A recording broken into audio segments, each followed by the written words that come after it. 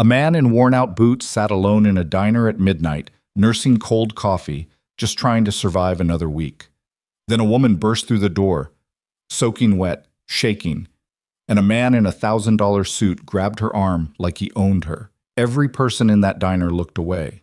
Every person except one. What happened next would cost that quiet man everything he had built, his jobs, his reputation, and almost his daughter's safety. But it would also change his life in ways he never saw coming. If you've ever felt invisible, if you've ever stood up when everyone else sat down, stay with me, because this story was made for you. Hit subscribe so you never miss a story like this, smash that like button, and drop your city and country in the comments. I want to see how far this story travels. Now let's begin. The storm came in fast that night. One minute the sky over Millbrook was a flat, dull gray pressing down on the highway, and the next it cracked open. Sheets of rain hammering the asphalt, gutters running brown. The kind of weather that made people either hurry home or give up entirely and pull over wherever they could. The Crossroads Diner had been standing at the junction of Route 9 and Old Cedar Road for 31 years, and it had seen plenty of bad nights. Truckers waiting out ice, couples fighting in parking lots, drunks sleeping it off in corner booths until somebody finally called somebody. The building itself looked like it had absorbed all of it. Faded yellow paint, a neon sign missing 2 letters, a front door that stuck and had to be shouldered open. Cole Bennett pushed through that door at 12:43 in the morning, shook the rain off his jacket, and found himself a stool at the far end of the counter. He didn't take a booth. He never did. Old habit. Counter seat meant his back was to the wall. The entrance was in his line of sight, and he could leave fast if he needed to. Most people who knew Cole would have said he was being ridiculous, that Millbrook, population 11,000, was not exactly a threat environment. Cole knew that too. Didn't change anything. "The usual?" asked the woman behind the counter. Her name was Patty. She was somewhere in her mid-50s with reading glasses pushed up into her hair and the tired eyes of someone who had been on her feet since 4 in the afternoon. "Please," Cole said. She poured coffee without asking anything else, which he appreciated. He wrapped both hands around the mug and stared at the surface of the liquid without really seeing it. His mind was already running the checklist for the night. The route he'd take to the Hargrove Industrial Complex, the badge reader on the east entrance that had been glitching, whether the night supervisor, a sour man named Gerald, who resented Cole for no particular reason, would try to write him up for something again. Cole worked security at Hargrove 3 nights a week. On the other nights, depending on the week, he drove for a grocery delivery service, sometimes picked up shifts moving furniture for a company 2 towns over. He was 37 years old, built like a man who still took physical conditioning seriously even when nothing demanded it, with close-cropped dark hair going a little gray at the temples, and a face that had settled into something that was less handsome than it was simply solid. Dependable-looking, his daughter had once told him, which he'd decided to take as a compliment. His daughter. Maddie was 8. She was sleeping right now at his neighbor Barbara's apartment because Barbara was 64 years old and retired and genuinely enjoyed having Maddie over, and Cole trusted her in the specific, careful way he trusted almost nobody, meaning he had thought it through from every angle and found no serious flaw. Maddie knew the rules. She knew where the phone was. She knew Barbara's number and Cole's number and the number for the building super. She was 8, not helpless. Still, every night he worked, Cole did the same thing. He thought about Maddie, ran the checklist, decided she was fine, and then thought about Maddie again anyway. He drank his coffee. The diner had maybe a dozen people in it. A couple of truckers in a window booth, a young man in a fast food uniform eating pie by himself, 2 women in nursing scrubs sharing a plate of fries near the jukebox that wasn't playing anything. Patty moved back and forth behind the counter. A cook named Earl occasionally appeared through the service window, checked on things, disappeared again. The rain knocked against the glass. Thunder rolled somewhere to the east. It was, all in all, the kind of quiet that felt earned, the kind that settles in after midnight when the people who are still up have made their peace with being up. Then the front door hit the wall. Not pushed open. Hit. The way a person hits a door when they're not thinking about the door at all, when they're thinking about what's behind them. Cole's eyes were on her before anyone else's. She was somewhere around 30, wet from her crown to her shoes, dark hair plastered to the sides of her face. She was wearing a coat that probably cost more than Cole made in 2 weeks of security work, but she didn't move like someone who thought about what her coat cost.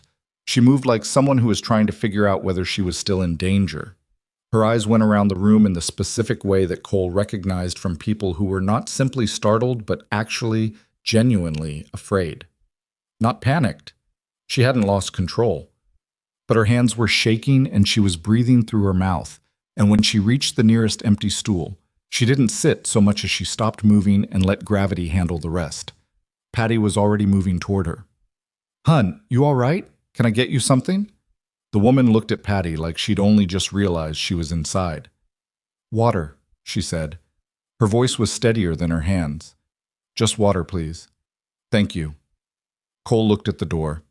He'd already looked at the door before she'd even finished talking, which is why he saw it. Through the rain-blurred glass, headlights. A vehicle had pulled into the lot and stopped at an angle, the way people park when they're not planning to stay long. 30 seconds later, the door opened again. The man who came through it was not wet the way the woman was. He had an umbrella, one of those heavy, expensive ones with a thick handle, and he'd evidently had someone drop him at the entrance because he barely had a drop on him. He was somewhere in his mid-50s, broad across the shoulders with the specific kind of soft that comes from having been athletic for a long time and then stopping and not caring because nothing in his life required him to care. Gray suit, gold watch. His hair was silver at the sides and perfectly placed in the way that requires actual daily effort, which Cole found mildly incredible. He looked around the diner with the expression of someone who had walked into the wrong bathroom and was deciding whether to acknowledge it.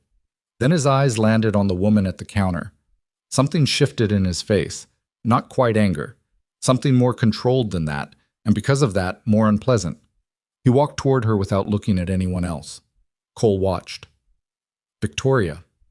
The man's voice was conversational, friendly even, in the surface way that some people do when they want to remind you that they're choosing to be friendly and could choose differently. That was quite an exit. The woman, Victoria, didn't turn around immediately. She took a slow breath. Then she turned, and Cole could see her face properly now. High cheekbones, dark eyes, the kind of expression that had been trained into composure by years of practice. She was scared. She was also furious. And she was doing everything she could to let the composure win. "Damien," she said, "I have nothing else to say to you tonight. We're done talking." "We're not done," Damien said pleasantly.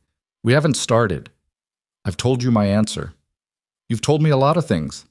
He moved closer, dropped his umbrella against the counter, and Cole noticed his hand go to her forearm. Not grabbing, not yet, but resting there with the kind of weight that isn't accidental. "But I think when you've had a moment to calm down, you'll see that I'm offering you something very reasonable. Take your hand off me." "Victoria, what?" I said. He tightened his grip. The diner went very quiet. Cole had already set down his coffee mug. He did it carefully, without rushing, the same way he did most things. Deliberate, no wasted motion. He slid off his stool. He crossed the 12 feet of linoleum between his seat and theirs in the time it took Damien to glance over and register that someone was approaching. "Let her go."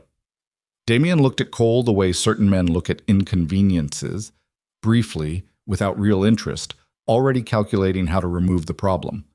What he saw was, objectively, not threatening to him in the way he measured such things. He saw a man in a worn canvas jacket, work boots with dried mud on the toe caps, jeans that had been washed enough times that the color had faded unevenly at the knees. He saw a face with lines in it, and eyes that were calm in the flat, tired way of a man who worked nights. He did not see anything that registered as a danger. "This doesn't involve you," Damien said. "She asked you to let go of her arm. Walk away." Cole didn't move. "Let her go, and this is over." Something flickered in Damien's face then. Not fear, not yet, but a kind of recalibration. He glanced back toward the entrance. 2 men had come in behind him, Cole now realized. He'd clocked them when Damien entered, but tagged them as drivers or assistants. They were moving now, slowly, one angling left, one staying near the door. Victoria pulled her arm free, and Damien had loosened his grip without meaning to, distracted by Cole, and she stepped back from the stool, putting distance between herself and Damien. Damien straightened. He smiled. It was the kind of smile that lived on the surface of a face and didn't connect to anything below it. "I don't know who you think you are," he said, "but you're making a very significant mistake." "Last time," Cole said. "Walk out that door." The man near the left moved first. He was bigger than Cole, heavier, and he came in with the confidence of someone who had used size to end arguments before. He swung wide and high, a common mistake against someone trained to work inside. And Cole slipped the swing at close range, used the man's own forward movement, and put him face down on the linoleum in a single controlled motion that made almost no sound. The man grunted. Cole held the position for exactly 1 second, enough to make the message clear, then released him and straightened. The second man stopped. Damien had gone completely still. The diner was absolutely silent except for the rain. Cole looked at Damien. "You need to go." No threat in his voice, no performance, just the statement itself. Damien's jaw was working. He was running through something in his head. Calculations, options, consequences, the math that men like him did quickly and quietly before deciding how far to push. Whatever conclusion he reached, he didn't like it. His face did something complicated, and then he smoothed it back out, reached down for his umbrella, and looked at Victoria with an expression that was trying to pass itself off as patience. "This isn't finished," he said to her. Victoria met his eyes. "Yes, it is." Damien looked at Cole one more time. Then he walked to the door and his 2 men followed him, one of them still moving stiffly, and then they were gone and the door swung closed behind them, and somewhere in the diner a trucker let out a long exhale like he'd forgotten to breathe. Patty appeared with a glass of water and set it in front of Victoria without a word. Cole went back to his stool. He picked up his coffee. It had gone cold. Victoria was watching him. "You okay?" he asked, without turning. A pause. "Yes," she said. Yes. Thank you." "You should call someone, police, or whoever you trust." "I will." Another pause. "I will. Are you hurt?" Cole glanced at his right hand, a small scrape on the knuckle where it had caught the edge of something. He'd had worse from moving furniture. "No." She turned on her stool to face him more directly. Up close, some of the composure had softened. She looked less like whatever she'd been performing for Damien and more like a person who was simply tired and shaken and still working out how she felt about the last 10 minutes. "He's been—" she started, then stopped. "It's complicated." "You don't have to explain it to me." "I know." She looked at her hands on the counter. People don't usually—" She didn't finish that either. Cole waited. "Most people looked away," she said, finally. He looked at her then. "I noticed." She studied him for a moment. He met her gaze without making anything of it. "What's your name?" "Cole." "Victoria." She extended her hand slightly, a gesture so automatic it had probably become reflex. He shook it. "You should get somewhere safe tonight," he said. "Whatever this is, he's not done." "I know he's not." "You have people you can call?" "Yes." She said it with certainty, and he believed her. Whatever was complicated about her situation, being resourceless wasn't part of it. He could see that much. Do you work here?" "No, just stopping through." He checked his watch, 20 minutes before his shift started. "I have somewhere to be." Outside, through the rain-streaked glass, he could see the black SUV. It hadn't left the lot. It was idling at the far edge, headlights off. Watching. Cole sat with that for a moment. He looked at it and let what he was looking at settle into him fully, all the way down to the part of him that had been trained over years in missions and bad situations to recognize when something was not finished. Then he took out his phone and sent a message to Barbara. "All good. Tell Maddie I'll be home by morning." He ordered another coffee. And he didn't leave until the black SUV was gone. What? Patty was wiping down the counter when Cole finally stood to go. She'd been quiet through most of it, which he appreciated. She paused and looked at him with the particular expression of someone who had seen more of life than they'd asked for and was choosing not to editorialize. "You need anything else?" she asked. "No, thank you, Patty. Be careful out there." "Always." He shouldered through the sticky door and stepped out into the rain. It had let up some, still steady, but no longer the kind that battered. He walked to his truck, a 2009 pickup with a dent in the rear quarter panel and a heating system that worked on its own schedule, and sat in it for a moment before starting it up. He thought about Victoria Sterling's hands shaking on the counter. He thought about Damien's face when he calculated and recalculated and finally walked out anyway. He thought about the SUV sitting in the dark, watching, making sure. He'd been in enough situations to know the difference between something that was over and something that had simply moved to the next stage. This, he was fairly certain, had not been the former. He started the truck, pulled out onto Route 9, and drove through the rain toward Hargrove Industrial, where a bored night shift and a malfunctioning badge reader were waiting for him. In the mirror, nothing followed. Not yet. Cole made it through his shift at Hargrove without incident, which was the best thing that could be said about it. Gerald wrote him up anyway. Something about the angle of a patrol log entry, a reason so thin it barely held its own weight. And Cole signed the form without arguing because arguing with Gerald cost energy he didn't have. He drove home through the tail end of the storm, the rain finally settling into a fine gray mist that blurred the streetlights and made everything look like it was dissolving at the edges. He got back to his building at 6:45, thanked Barbara at her door, carried Maddie, still half asleep and complaining about it in a way that wasn't actually complaining, back to their apartment and got her fed and dressed and onto the school bus by 7:40.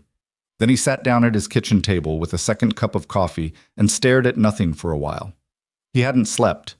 He rarely did after a night shift.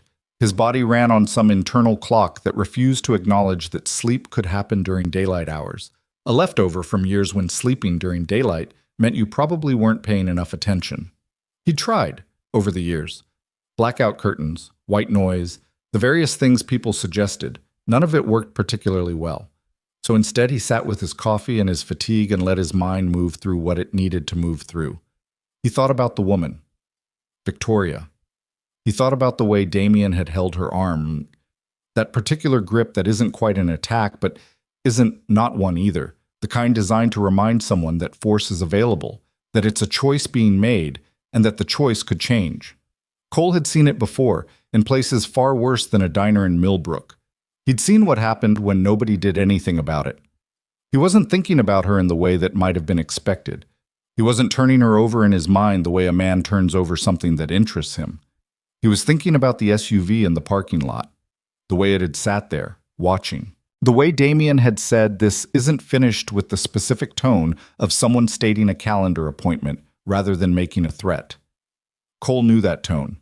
He finished his coffee, washed the mug, and went to lie down on his bed with his boots still on. He was asleep inside of 4 minutes, which was itself a kind of skill. His phone woke him at 11:22 a.m.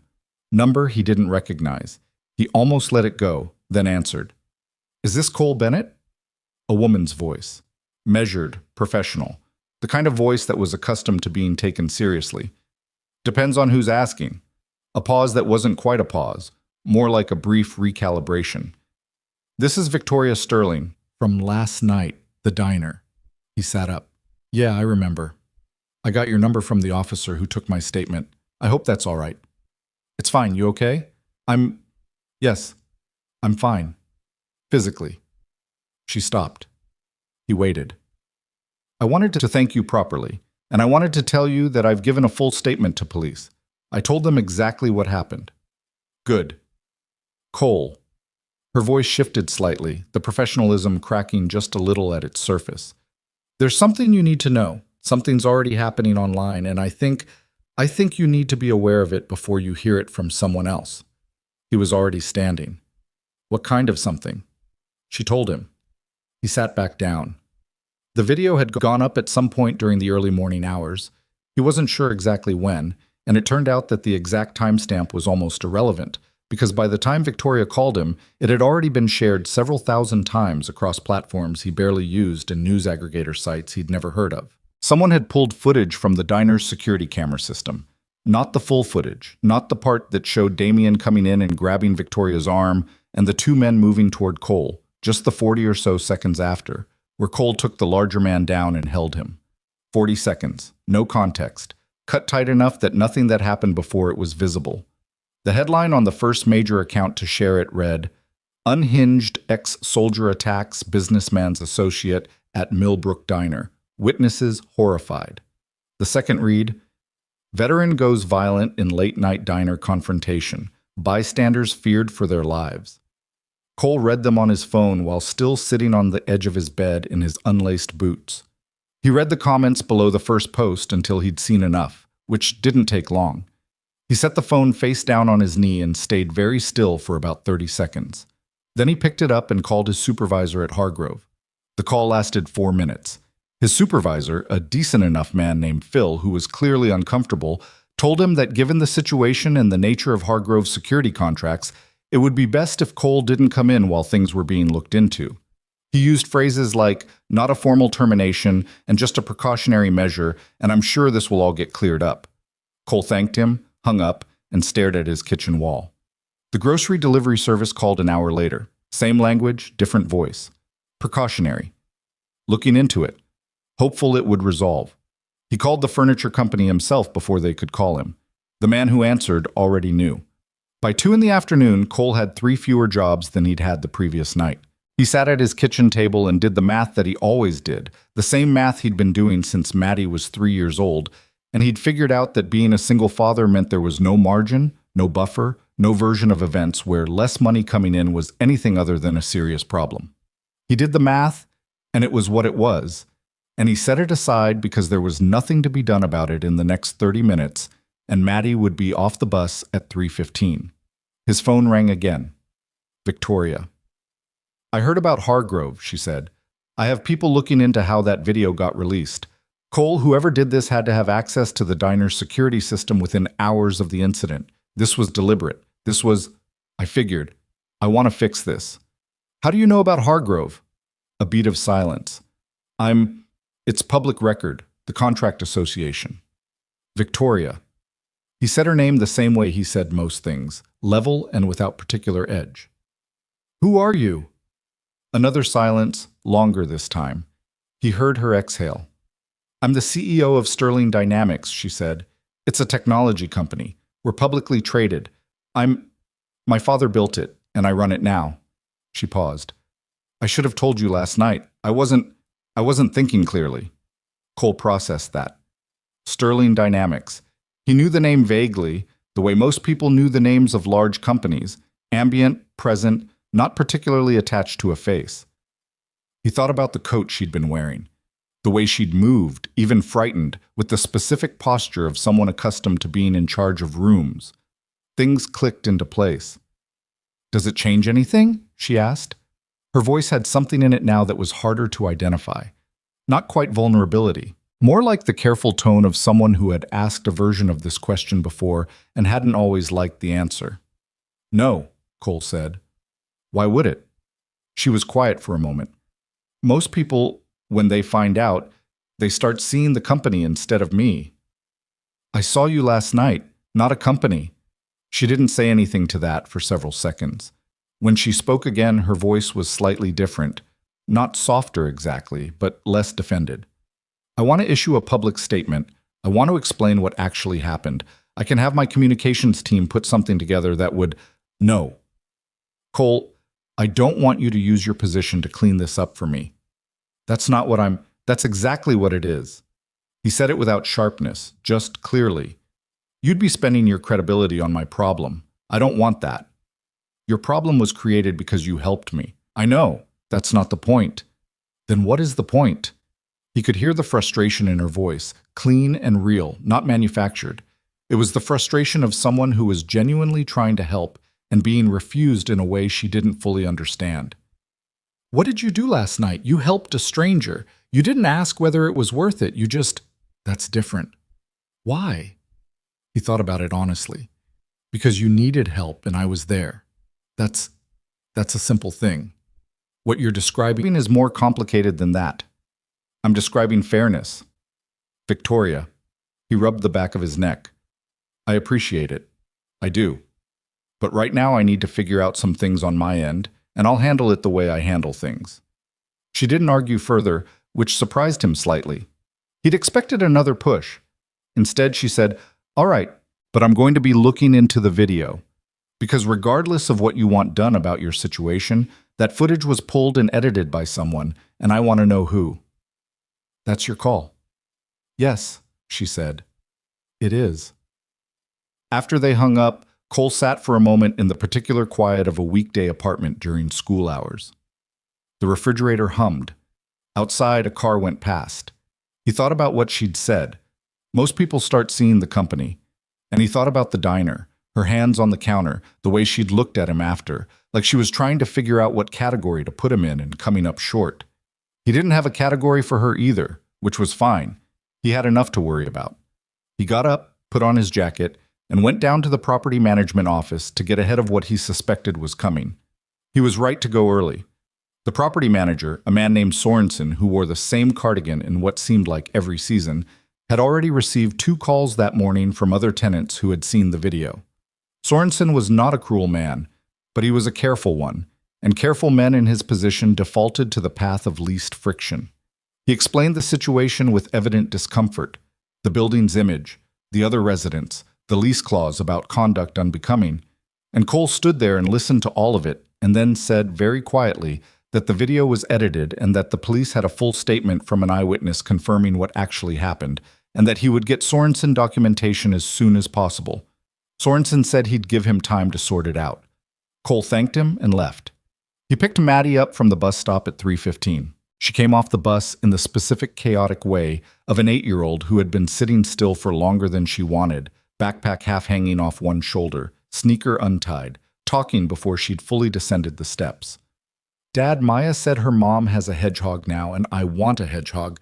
Do you think—" "No hedgehog. I haven't even finished. You were going to ask if we could get one." She scowled in the way she scowled, which was to say, not very convincingly. "I was going to ask if you thought hedgehogs were interesting." "No hedgehog," he said again, and took her hand as they crossed the street. She was quiet for half a block, which was unusual. Then, "Dad, some kids at school said something weird today."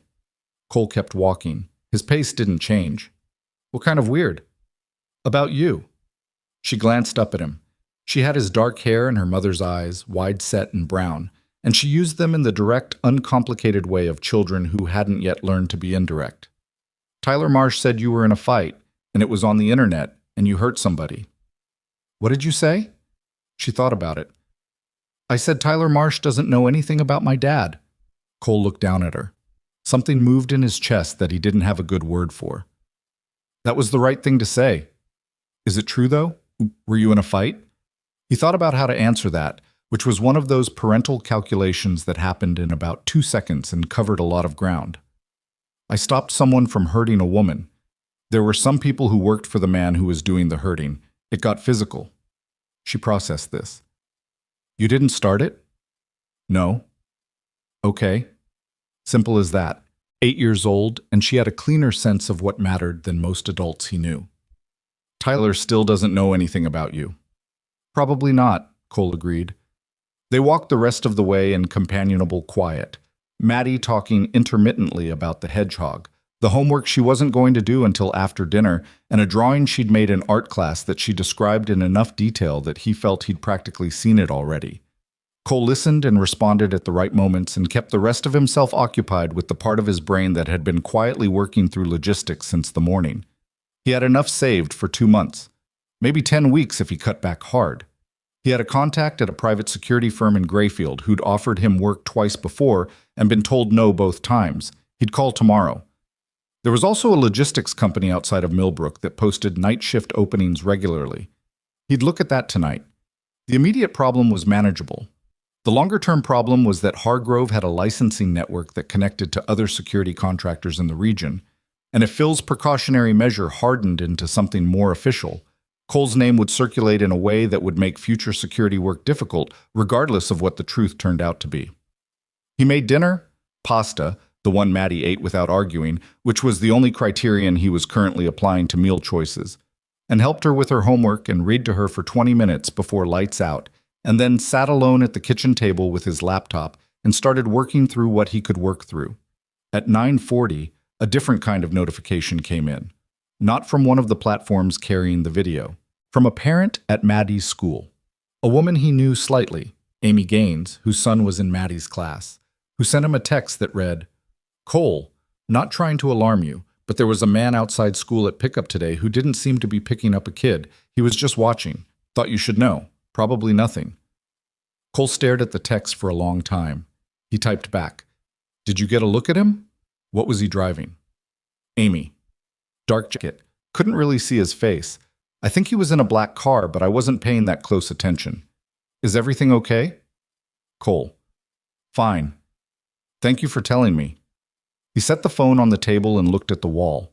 He thought about Damien's face in the diner. The calculation behind the friendliness.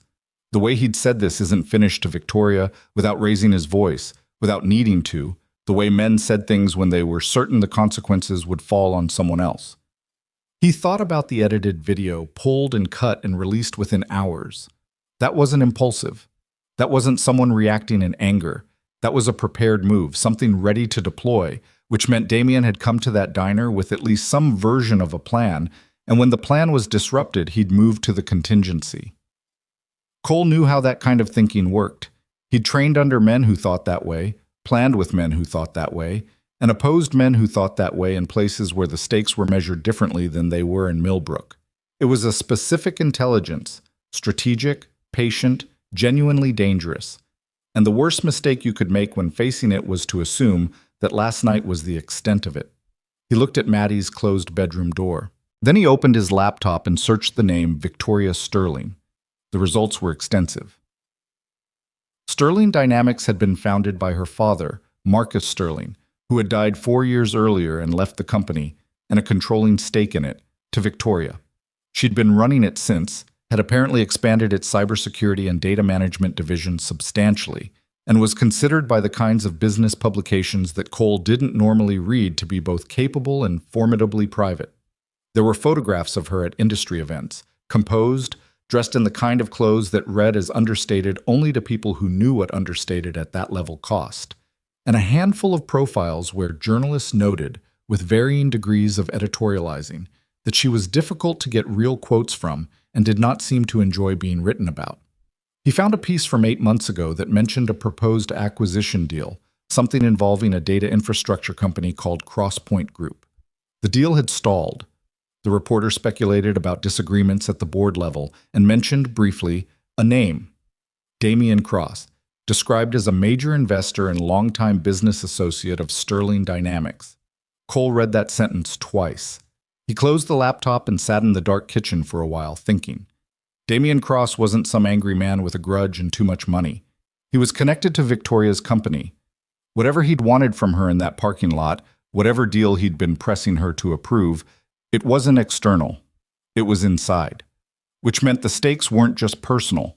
Which meant the reason Damien wanted Victoria compliant or silent wasn't about one argument outside a diner on a rainy night. It was about something bigger than that. Cole didn't know what yet. He wasn't sure he wanted to. His business, he reminded himself, was Maddie's school lunches and the electricity bill, and whether the truck needed its brakes looked at. His business was staying employed and keeping his daughter's life stable and not volunteering for problems that weren't his. He was thinking all of that clearly and logically when his phone buzzed with a message from a number he didn't recognize. He opened it. The message was 4 words, "Smart man, walk away." Cole read it twice. He noted the timestamp, 10:06 p.m. He noted that the number was almost certainly a burner, the kind you couldn't trace without resources he didn't have. He noted the implicit assumption in those 4 words, that he was looking, that he'd looked into Damien Cross, that whoever sent the message knew he was sitting at his kitchen table right now doing exactly what he'd done. He looked at Maddie's door again. He thought about a man in a dark jacket outside her school. He typed back nothing. He set the phone down, got up, checked all 3 locks on the front door and both latches on the windows, and stood in his daughter's doorway for a moment, listening to her breathe in the uncomplicated way that children breathe when they're asleep, steady, unbothered, belonging entirely to the present moment. Then he went back to the kitchen table. He wasn't going to sleep again tonight, and he knew it. He opened his laptop and started a new search. Not for Victoria Sterling this time, not for Sterling Dynamics, but for Damien Cross himself. He started from the beginning, and he was methodical about it, the same way he'd been methodical about everything since the day Maddie was born, and he'd understood, in the clean and total way that some things are understood, that there was no longer any room in his life for being careless. He read for a long time. What he found did not make him feel better. What it made him feel, slowly, as the clock on his kitchen wall moved past 11 and toward midnight, was a very specific kind of alert. The kind that lives low in the body, that keeps your hands steady and your mind clear and your peripheral vision wide, that his training had built into him over years and that he'd spent the last several years doing his best not to need. It was the feeling of recognizing that you were already in the middle of something, that the thing you'd walked into at 12:43 in the morning in a rainstorm had been bigger than it looked, and that whether you wanted to be in it or not was no longer entirely a question you got to answer on your own. The kitchen clock ticked. Somewhere in the building, a door closed. Cole made himself another cup of coffee, and he kept reading. He found 3 things that night that mattered. The first was a civil lawsuit filed against Damian Cross 6 years earlier by a woman named Sandra Price, a former director of acquisitions at a firm Cross had controlled briefly in the early part of his career. The suit alleged a pattern of coercive behavior, pressure applied to approve transactions she'd flagged as problematic, escalating to personal threats when she'd refused. The suit had been settled out of court. The terms were sealed. Sandra Price had not worked in the industry since. The second was a financial disclosure irregularity, small enough to miss if you weren't looking for it, large enough to be meaningful once you were.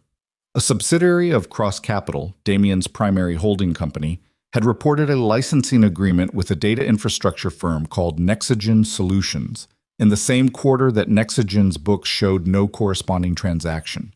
Cole was not an accountant, he was not a lawyer, but he'd spent enough time in the military reading intelligence summaries to understand that when 2 parties describe the same event differently in official documents, someone is lying. And when someone is lying in financial documents, the reason is almost never innocent. The third thing was simpler and more immediate. Damian Cross had donated heavily, over several years, to 3 members of the county's Oversight Commission, the body responsible for reviewing commercial security contracts, which included, among other things, the licensing network that companies like Hargrove operated within. Cole sat with all of that for a while. He didn't reach conclusions he wasn't ready to support. He wrote down what he knew, what he suspected, and what he couldn't yet connect. On a yellow legal pad he found in Maddie's homework drawer, using the mechanical pencil she used for math. Then he made himself stop, because it was past 1 in the morning, and he was running on no sleep and bad coffee, and tired men made logical errors. He folded the legal pad, put it inside the cover of a cookbooks he never used on the high shelf, and went to bed. In the morning, after the bus, he called Victoria. She answered on the second ring, which told him she'd been awake for a while. "I found some things," he said. "Nothing you can probably use yet, but I want to show you." A pause. "You were researching him. Wasn't going to just sit here." "I told you I had people." "I know." He picked up his coffee mug, found it empty, set it back down. "Victoria, someone was outside Maddie's school yesterday." The silence on the other end lasted long enough that he could hear her breathing change. "That's... Cole, are you certain?" Parent at the school saw him. Dark jacket, black car, wasn't picking anyone up, just watching. "And I got a message last night from a number I didn't recognize. 4 words. Told me to walk away." "Cole," her voice had dropped. "I'm so sorry." "Don't apologize, just listen. Damian Cross isn't doing this because he's angry about what happened at the diner. The diner was a side effect. Whatever he wanted from you that night, whatever he's been trying to get you to approve, it connects back to something in his financials. I found a subsidiary that reported a licensing deal that the other party has no record of, and he has ties to at least 3 members of the County Oversight Commission." Quiet on her end. Then, "You found that in one night. It's public record if you know where to look. Most people don't know where to look. I had good teachers." He paused. "What is he trying to get you to approve? You don't have to tell me all of it, but I need to understand what's at the center of this." She was quiet for longer this time. He waited. He was patient with silences in a way that made some people uncomfortable. "There's an acquisition," she said finally. "Crosspoint Group. It's been on the table for 8 months. Damian has a significant financial stake in Crosspoint, more than he's disclosed to our board. If Sterling Dynamics acquires Crosspoint at the valuation he's been pushing, he stands to make somewhere between $40 and $60 million above what the company is actually worth." She paused. "I figured it out about 6 weeks ago. I've been trying to build enough documentation to bring to the board before he could maneuver around me." "And he figured out you knew?" "Yes. I think someone in my own legal team told him. I haven't been able to determine who." Her voice tightened slightly on that last sentence. The specific frustration of someone who trusted carefully and had still been betrayed. "The night at the diner, I'd just come from a private meeting where he presented me with what he called a final offer.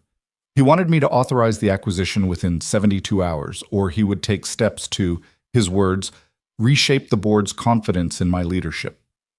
He'd already been building a case against you. Yes. Selectively shared information, implied incompetence in two major decisions that were actually correct calls, cultivated two board members who are already skeptical of me. She made a sound that wasn't quite a laugh. He's been doing this for months. The night at the diner, I told him no and walked out. He followed me. Cole processed all of it. You have the documentation? The evidence of his undisclosed stake? Most of it, enough to raise serious questions, not enough to be conclusive on its own. She hesitated. That's why I hired an attorney. Who? Her name is Naomi Reed.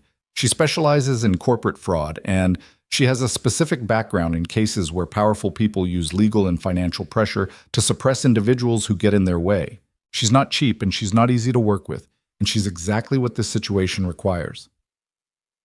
Cole had never heard of Naomi Reed. He wrote the name on his palm because the legal pad was on the high shelf, and he wasn't going to get it with Victoria on the phone. Has she seen what I found? Not yet. She should. I agree. Cole, she stopped. I want to ask you something, and I want you to answer it honestly. All right. Are you afraid? He thought about that. Not the polite version of thinking about it, where you decide quickly what the acceptable answer is. The real version. Not for myself, he said. For Maddie. Yes. That's a reasonable answer. It's an honest one. I know the difference. She paused again. I want you to know that I have a security firm I use for executive protection. I can have people near her school within the hour. No publicity, no press, nothing that would… Hold on. Cole, just hold on a second. He stood up from the table, went to the window, looked down at the street below. A woman walking a dog. A kid on a bicycle. The ordinary texture of a Tuesday morning. If I let you put security on my daughter, Damien will know about it. Your firm, your people, he has sources. You said so yourself. And if he knows I've let you do that, he knows I'm not walking away. And he knows we're connected in a way that goes beyond what happened at the diner. You're right, actually. I have some options, he said. Some people I trust. I'll handle Maddie's situation myself. He thought of a name, Ray Delgado, former Navy, now living 40 minutes away in Cranston, running a small contracting operation with 3 other veterans. Cole had helped Ray move into his house 2 years ago, and they still talked sporadically. Ray owed him nothing and would help him anyway, which was the specific kind of man Ray was. What I need from you is information. Everything you have on Damien's financial structure, his connection to Crosspoint, and whoever you think told him what you knew. Can you get that to me without going through channels he might have access to? Naomi can. She has a secure document system. Then set it up. He looked away from the window. And Victoria, I need you to be careful who you talk to inside your own company. You said you think someone in your legal team told him. Until you know who, treat everything as potentially compromised. She was quiet for a moment, and when she spoke again, her voice had a quality in it that was harder to name. Not gratitude exactly, not relief, something more complicated than either of those. You know, yesterday you told me you didn't want me to use my position to help you. You said it was my call to look into the video. Right. You're now coordinating a counter-operation against one of the most connected men in the regional business community. From your kitchen, with a yellow legal pad, because someone stood outside your daughter's school. He didn't say anything for a moment. I don't know that it was yellow. She laughed. It was a short laugh, surprised out of her, not the kind anyone planned. The kind that happens when something lands sideways and the body responds before the mind catches up. I'll call Naomi, she said.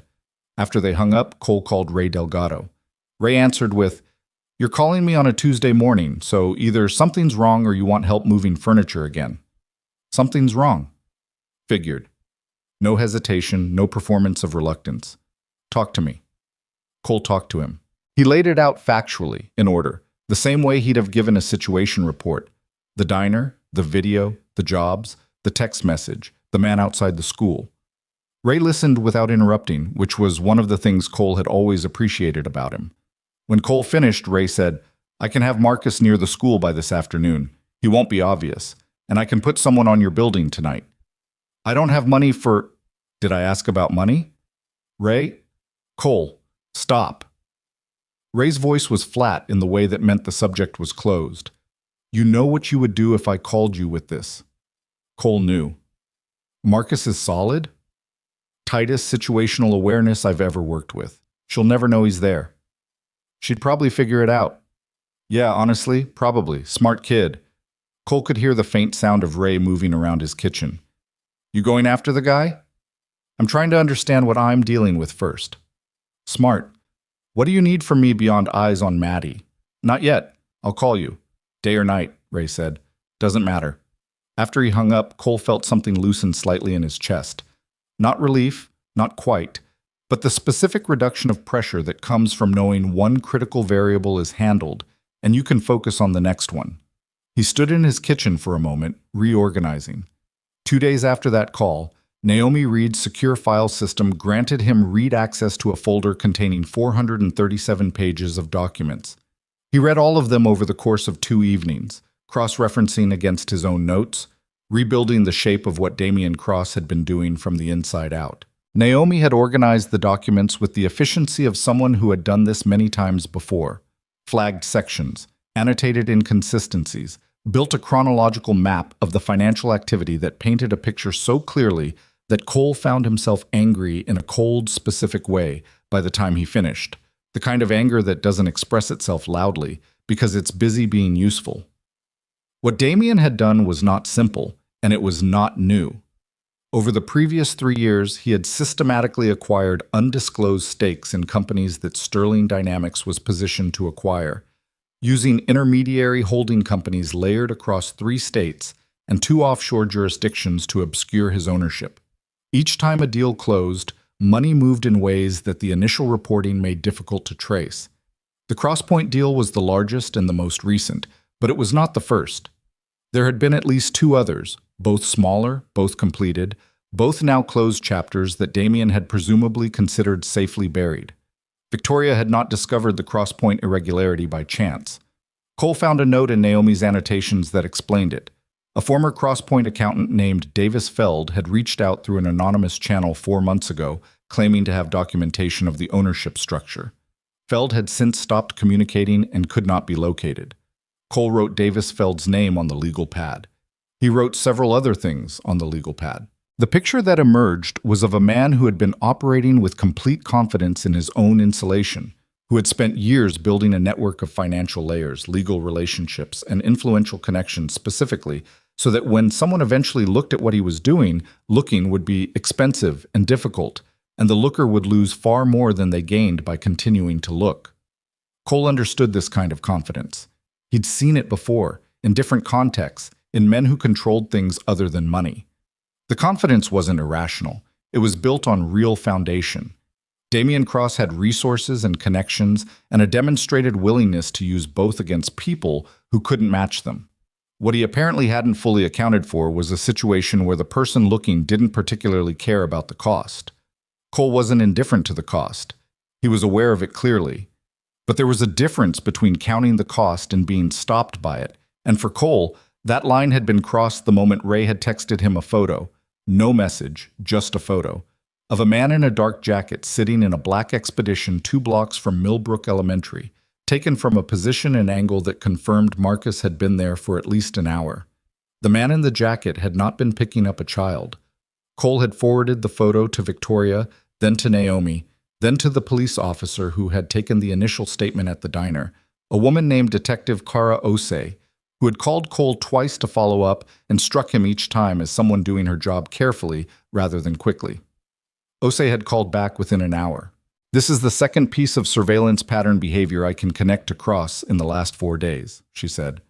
I'm not ready to call it criminal yet. Watching from a public street is legal, but I'm building a file. Keep sending me what you get. You know who he is, Cole said. It wasn't quite a question. I know who he is, Osei confirmed. I also know who his lawyers are, which is why my file needs to be very clean before I do anything with it. A pause. Mr. Bennett, I want to say something to you directly. All right. Don't do anything that gives his lawyers something to work with. I know you've got military background, and I know you're looking at this the way you've been trained to look at problems. I'm asking you to let the legal process do what it does. I'm not planning to do anything illegal. I know you're not planning to. Her voice was even. I'm asking you to not do anything that could be made to look illegal. That's a different request. Cole appreciated the distinction. Understood. But even as he said it, he was aware that the legal process moved at its own speed, and Damian Cross was not waiting for the legal process. 3 days after that call, Victoria asked Cole to meet her in person. They met at a coffee shop in Delford, a town between Millbrook and the city, neutral ground that neither of them had particular history with. Cole got there 10 minutes early and took a seat facing the door. Victoria arrived 4 minutes later, alone, no driver, which he noted. She was dressed in a way that he recognized by now as her version of inconspicuous. Good coat, understated, the kind of outfit that read as ordinary to people who didn't know what ordinary actually cost. She sat down across from him. She looked tired. Not the fragile kind of tired, the sustained kind, the kind that comes from carrying something heavy for long enough that you've started to stop noticing its weight, because the weight has simply become part of how you move through the world. "How's Maddie?" she asked. He was mildly surprised she asked. "Good. She doesn't fully know what's happening." "Good." She wrapped both hands around the coffee cup the server brought. Her fingers, he noticed, were still. She'd gained control of the shaking since the diner. "Naomi has found something." Cole leaned forward slightly. "Davis Feld," Victoria said. "The accountant. Naomi located him. He's in Tempe, Arizona, living under a different name. He's been there for 11 months. He contacted us through Naomi 2 days ago. Cautious, not committing to anything yet, but he was talking. He has documentation. Actual internal records from Crosspoint showing the ownership structure, the routing of Damian's stake through the intermediary companies. If Feld will testify or even provide an affidavit, it closes the gap in what we currently have." "Damian knows about Feld?" "We think so. That's why Feld is in Arizona with a different name." She looked at Cole steadily. "That's also why Naomi is being extremely careful about how she communicates with him, and why I'm not telling anyone inside Sterling Dynamics that he's been located." Cole thought through the implications of that. "The person in your legal team who talked to Damian before." "Exactly." She pressed her lips together. "I think I know who it is. I'm not ready to act on it yet. I need Feld's documentation in hand before I do anything that might trigger another leak." "Smart." "Naomi's smart. I'm just listening to her." She said it plainly, without false modesty. "What have you found?" He told her about the civil suit against Sandra Price, Sandra Price's suit against Damian. He corrected himself, the one that had been settled and sealed. He told her about the Oversight Commission connections. He told her what Detective Osei had said about building a clean file. Victoria listened the way she seemed to listen to everything, completely, without interrupting, processing as he went. When he finished, she was quiet for a moment. "Sandra Price," she said. "I've heard that name. She was at a conference I attended 2 years ago. We didn't speak, but I noticed her. She left early." She paused. "Do you think she'd talk?" "I don't know. Naomi should approach her, not us. She'd be more likely to respond to an attorney than to whoever we are to her." Victoria glanced up at him. "What are we?" He held her gaze. "People trying to solve the same problem." "Is that all?" He didn't answer immediately, which was itself a kind of answer. He looked at her. Really looked. The way he rarely did with people, because he'd found over the years that really looking tended to complicate things, and he'd had enough complication. He saw the tiredness and the control and something else beneath both of those things. Something that was just a person sitting across a table from him in a coffee shop in a town neither of them lived in, hands around a cup, trying to hold something together that kept threatening to come apart. "Right now," he said. "Yes, that's all." She nodded once. "Okay." They talked for another 40 minutes about logistics, what Naomi needed, what Osei needed, how to handle the board if Damian moved against Victoria's position before they were ready. When they stood to leave, Victoria put on her coat and looked at him with an expression that was direct in the way she was often direct, but with something additional in it, something she hadn't fully decided whether to say. She said it anyway. "Cole, I know you told me you handled things yourself. I know you don't want me fixing your situation with my resources." She picked up her bag. "But I want you to know that what happened to your jobs, your reputation, I'm not going to forget that it happened because of me. Whatever the outcome of all of this is, I'm not going to forget that." He looked at her for a moment. "I know," he said. They walked out separately, 2 minutes apart, the way careful people do. He drove back to Millbrook through mid-afternoon traffic, thinking. He stopped at the grocery store, bought things for the week, picked up the brand of crackers Maddie liked that was always on the wrong shelf. He drove to school, parked, waited. When Maddie came off the bus, she was in the middle of a story about a disagreement over a kickball rule that had apparently consumed the entire class for most of recess. She talked about it all the way to the building and up the elevator and through the front door. And Cole listened and carried the groceries and made the right sounds at the right moments. And when she finally wound down, she looked up at him and said, "You seem like you're thinking about something." "Just the week," he said. She accepted this. She was 8. She knew when to push and when to let things alone, which was more than some adults managed. He made dinner. He helped with homework. He read to her and turned out her light and sat alone at the kitchen table in the quiet. And on his phone there was a message from Ray. "Marcus has eyes. All clear today." And one from Naomi Reed's office, a formal line. "Documents from client DF expected within 72 hours. Will update upon receipt." Cole read both messages, set the phone down, and looked at the ceiling for a moment. The kitchen clock ticked. Somewhere out there, Damian Cross was also thinking, also planning, also calculating. Cole was certain of that. Men like Damian didn't stop. They adapted. And the thing about a man who'd been operating unimpeded for years, who had built layer after layer of protection between himself and consequence, was that when he finally sensed those layers being tested, he didn't go quiet. He pushed harder. Cole was still sitting there, watching nothing, when his phone buzzed one more time. The message was from the same burner number as before. This time it was not 4 words. It read, "You should have walked away when I asked nicely. Your daughter walks home from school the same route every day. That's not smart parenting for a man in your situation." Cole read it. He set the phone on the table, face up. His hands were completely still. He looked at the message for a long time, letting it settle fully into him. Not reacting, not yet, just letting it land and then letting the part of him that had survived things that would have ended other men figure out what to do with it. He breathed. He was quiet. The refrigerator hummed and the clock ticked, and outside a car went past, and Cole sat very still in his kitchen in the middle of an ordinary night. Then he picked up his phone and called Ray. "I need you to change Marcus's position," he said when Ray answered. "Not near the school. I need him on the route between school and the building. Every day, varied position, no pattern." Ray didn't ask why. "Done by morning," he said. "Thank you." He hung up. He forwarded the message to Detective Osei with a single line, "Received tonight, adding to your file." Then he put the phone in his pocket, stood up, and washed the dinner dishes. He was not afraid exactly. He was clear. There was a difference, and it mattered, and he held on to it, that cold, useful clarity, while the water ran hot over his hands and he worked through what the morning would require. He was done waiting to understand what he was dealing with.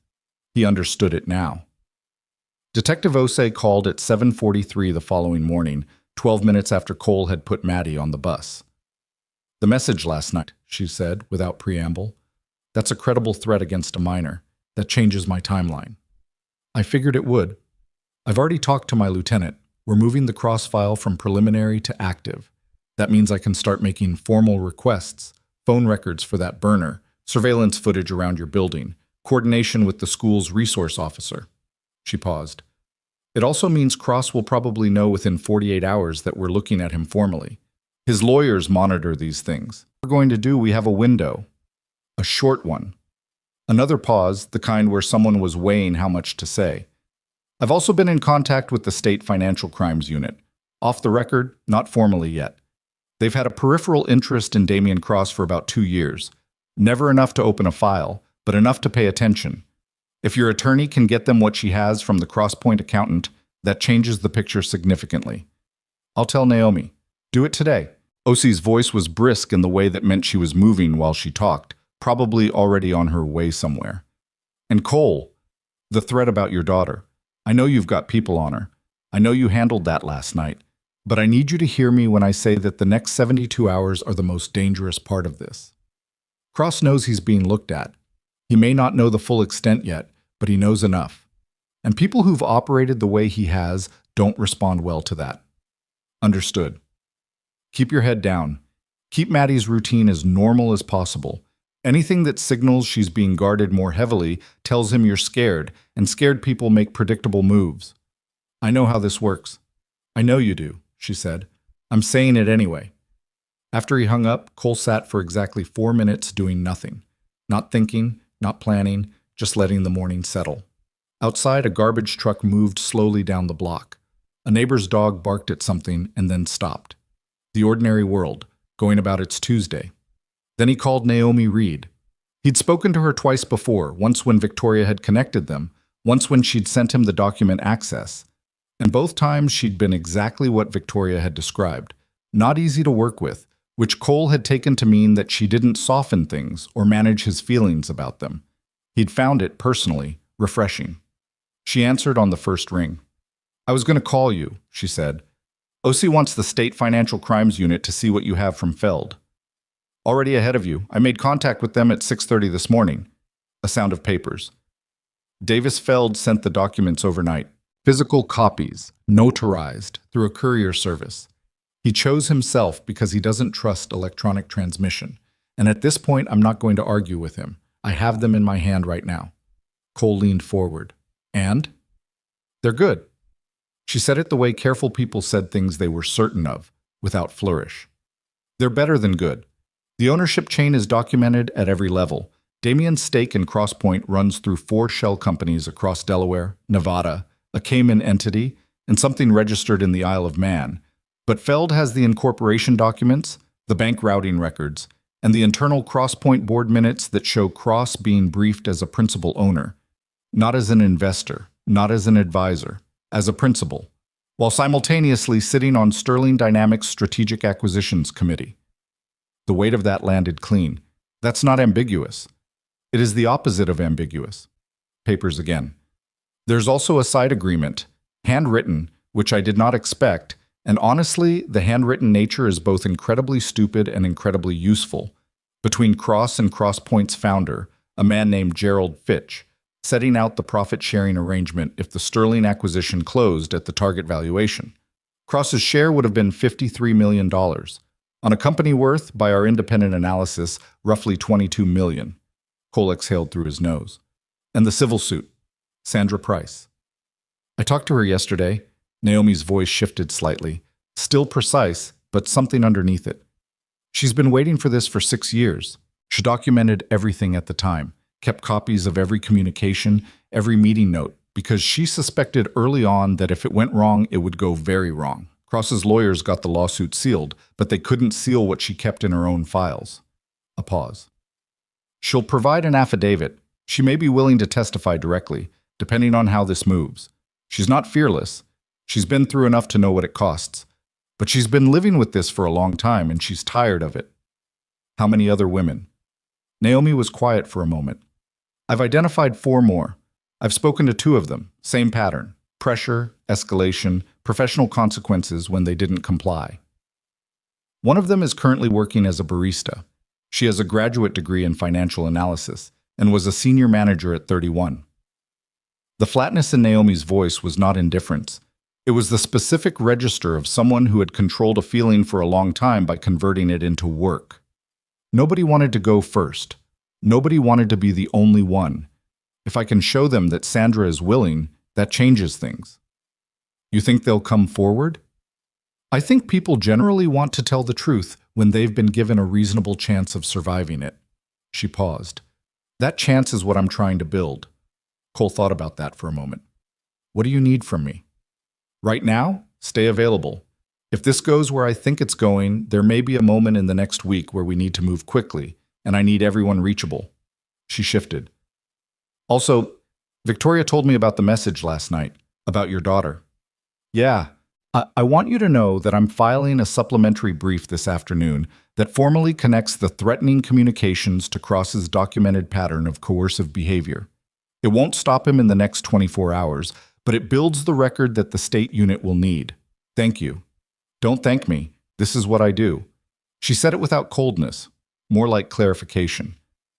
And Cole, What you found: the Price lawsuit, the Oversight Commission, the financial disclosure irregularity. It accelerated our timeline by probably 2 weeks. I want you to know that. He didn't say anything to that. Okay, Naomi said. I'll call you when the Financial Crimes Unit responds. After the call, Cole got up, put on his jacket, and drove to the Delford Public Library. Not Millbrook, where people knew his face from the video, but Delford, and used their public terminal to make sure there was nothing new spreading online about him. There wasn't, which might have been good news or might have meant that Damien was waiting for a better moment to use whatever he had next. Cole couldn't determine which from what he could see, so he filed it under unknown and drove back. He stopped at the school on the way. Not because anything was wrong. Marcus had texted at 7:50. All clear, position en route.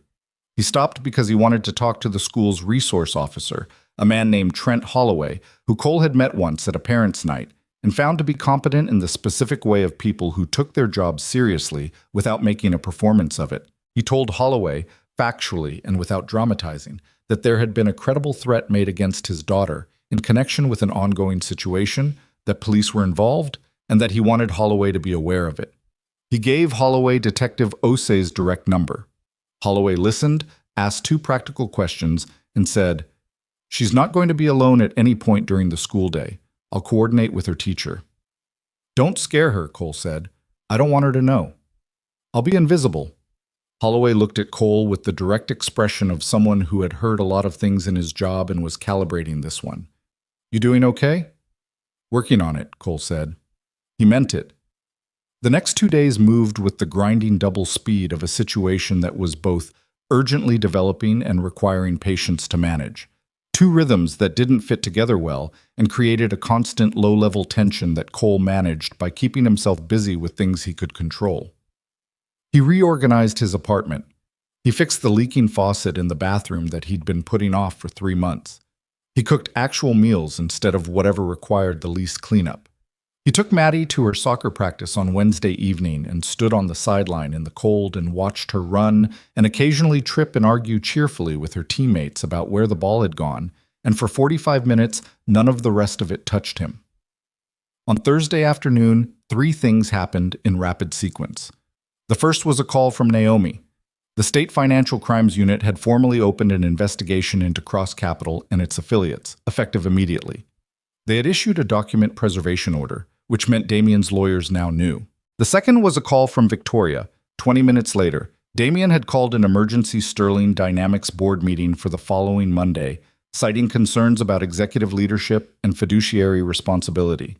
He was moving to have Victoria removed as CEO before the investigation could be formally connected to him, cutting the thread between himself and the person who had started pulling it. The third was a message from Ray. Marcus saw 2 vehicles on the route today, stayed back. No contact with Maddie, but they're escalating. Cole read that last message standing in his kitchen. He read it twice. He forwarded it to Osei, then called Ray directly. Description, Cole said. Dark blue sedan and a gray van. Parked on opposite ends of the route at different times. Not obviously coordinated, but Marcus has good eyes and the timing wasn't coincidental. Did they see Marcus? He doesn't think so. He's good, Cole. I know he is. Cole pressed his palm flat on the counter. Change the route. I'll talk to the school about releasing her from a different exit. And Ray, how many people can you get available on short notice? A pause. How short? Days, not weeks. 4, maybe 5, depends on the day. What are you thinking? I'm thinking Monday. The board meeting. Yeah. Ray was quiet for a moment. You're not going to the board meeting, Cole. No. But Victoria is. And Damien knows that whatever she has on him is about to become a lot more public than he wanted, and desperate men do stupid things, and I'm not going to have her walking into that building without knowing what's around it. That's not your job. I know. I'm saying it, and you're going to do it anyway. Yeah, Cole said. Ray exhaled. I'll have 4 people ready by Sunday night. Where do you need them? Cole told him. He called Victoria next. She answered, sounding like she hadn't slept, which was probably accurate. I know about the board meeting, he said. Damien called it this morning. He's framing it as a governance concern. Says my recent decision-making has been compromised by a personal conflict of interest. She laughed, short and without humor. Meaning me. Meaning the diner. He's trying to get ahead of the investigation. He won't succeed. Naomi's already filed for an emergency injunction preventing any board action until the Financial Crimes Unit completes its preliminary review. We'll know tomorrow if it's granted. She paused. But even if it is, he'll find another mechanism. That's what he does. He has 7 different legal angles available to him at any time, and by the time you shut one down, he's already using 2 others. Then we don't give him time to use 2 others. She was quiet. What are you thinking? He told her. What he was thinking was not complicated, but it required several things to line up correctly. Naomi had the documents. The Financial Crimes Unit had opened its investigation. Sandra Price was ready to provide an affidavit. 2 of the other women had indicated willingness to be named. The board meeting was scheduled for Monday morning at the Sterling Dynamics headquarters, a 40-story building in the city, glass and steel, the kind of place where Damien had almost certainly felt untouchable every time he'd walked through its doors. Cole was not going to storm the board meeting. He was not going to confront Damien publicly or create a scene or do anything that gave Damien's lawyers something to work with. Osei's warning was still in his head, clear and practical, and he'd meant it when he said he understood. But Damien had a specific weakness that Cole had been thinking about for 3 days. He needed an audience. He needed the board. He needed the investors. He needed the witnesses to whatever move he made next, because his power had always operated through other people's compliance. The boards, the investors, the people who stood in rooms and watched and didn't push back because the cost of pushing back seemed too high. What happened if the cost calculation changed? What happened if the people in that room had access to information they hadn't had before? Victoria understood what he was proposing almost before he finished describing it. You want to get the evidence in front of the board before Damien can control the narrative. Naomi presents it. Not you. You're too close to it. They'll frame it as self-serving. Naomi walks in with the Financial Crimes Unit's preservation order, Feld's documentation, Sandra Price's affidavit, and the original unedited diner footage. She doesn't accuse him. She presents the record. He'll try to have her removed from the building. On what grounds? She's an attorney presenting materials relevant to the company's governance. The board has a fiduciary obligation to hear it. A long pause. He could hear Victoria thinking, there are 3 board members he's cultivated. They'll push back. Let them push back. Push back on the record in front of the other board members, and whatever legal observers are present is different from quiet compliance. He shifted.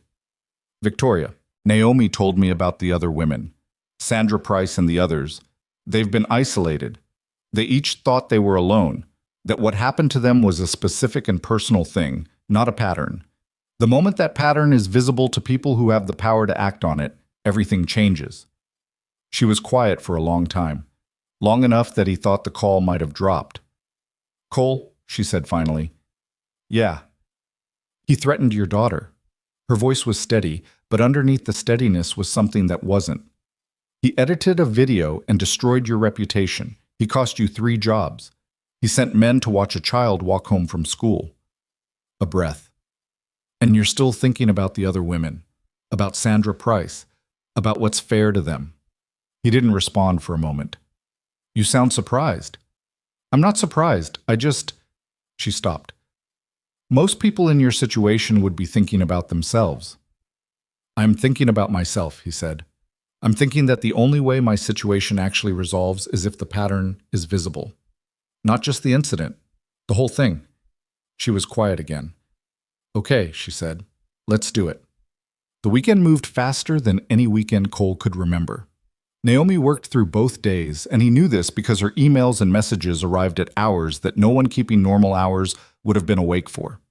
She coordinated with the State Financial Crimes Unit, drafted the board presentation, arranged for a process server to be present at the Monday meeting to formally serve Damien with documents related to the investigation, and Cole learned from Victoria on Sunday afternoon, tracked down and confirmed a 3rd woman from Damien's history who was willing to be named. Ray's people were in position by 8 Sunday evening.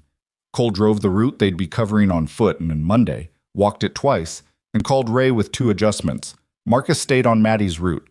Barbara, who Cole had finally told a sanitized version of events to on Saturday, agreed without hesitation to take Maddie for the day Monday and keep her busy enough that she wouldn't have reason to look at any news. Sunday night, Cole sat at his kitchen table with the legal pad.